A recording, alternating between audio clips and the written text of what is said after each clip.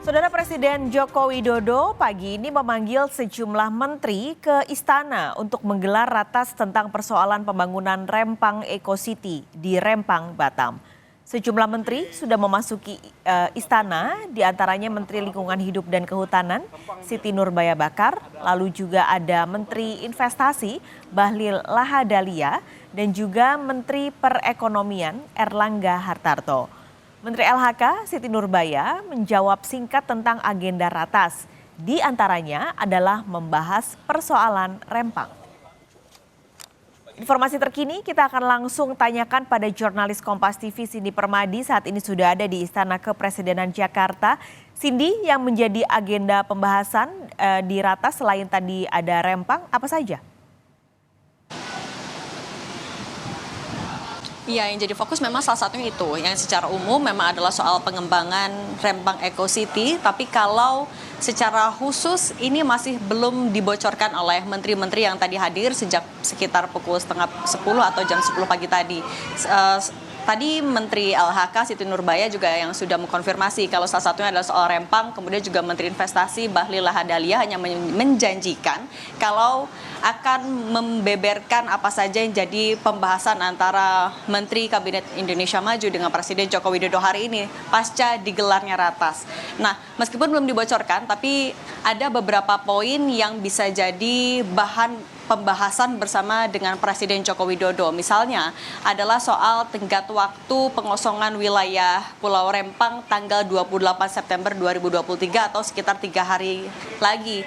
Nah, memang sebelumnya target ini disampaikan oleh pemerintah karena ini akan berkaitan dengan alangkah awal memulainya pengembangan proyek Rempang Eco City tersebut. Meskipun kemudian Kepala BP Batam yang juga merupakan Wali Kota Batam menyebutkan bahwa tanggal 28 September ini bukan batas akhir pengosongan wilayah. Jadi kalau dari Wali Kota Batam menyebutkan masih akan fokus juga untuk terus melakukan pendataan warga yang terdampak dan juga akan direlokasi.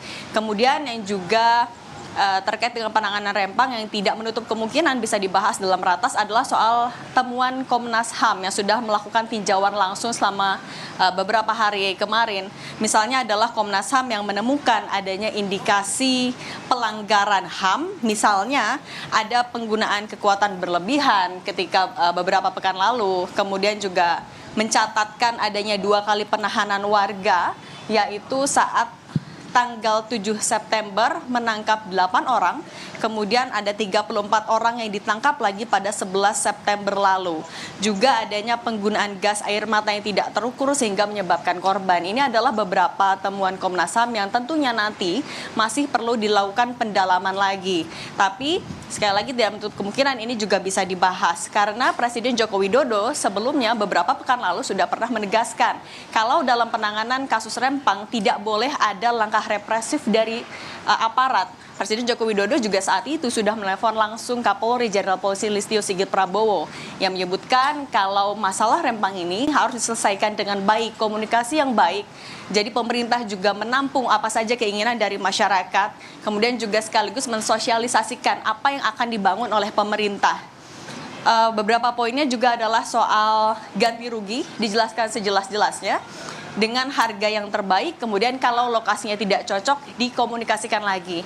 Beberapa hal yang juga sudah disampaikan oleh pemerintah kepada masyarakat Rempang karena sebelumnya Presiden Joko Widodo sudah menunjuk Menteri Investasi Bahlil Lahadalia untuk menyelesaikan kasus itu, dan juga pada pekan lalu Menteri Investasi melakukan rapat koordinasi bersama dengan Menteri ATR, kemudian juga dengan Mendagri di Rempang, dan beberapa poinnya adalah misalnya 17.000 hektar lahan di Pulau Rempang ini memang akan dijadikan kawasan industri, perdagangan, hunian, dan pariwisata yang terintegrasi.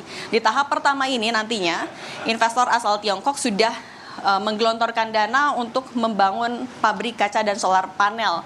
Nah, nanti di tahap pertama butuh sekitar 2.000 sampai 2.500 hektar dan akan ada 700 kepala keluarga yang terdampak. Beberapa kompensasi yang disediakan oleh pemerintah misalnya adalah menyiapkan rumah untuk 700 kakak itu, di mana akan dibangun dalam 6 sampai 7 bulan. Kemudian sambil menunggu waktu konstruksi akan ada fasilitas berupa uang dan juga tempat tinggal sementara.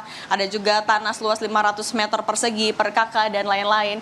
Ada kompensasinya sebenarnya sudah disiapkan. Tapi sekali lagi yang masih ditekankan juga oleh pemerintah adalah komunikasi. Karena sampai saat ini masih ada warga Rempang yang juga menolak.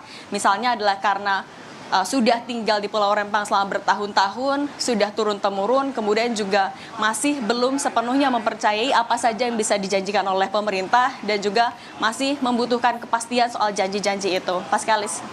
Baik, nanti kita akan tunggu bagaimana hasil dari ratas pada hari ini. Terima kasih Cindy Permadi melaporkan langsung dari Istana Jakarta.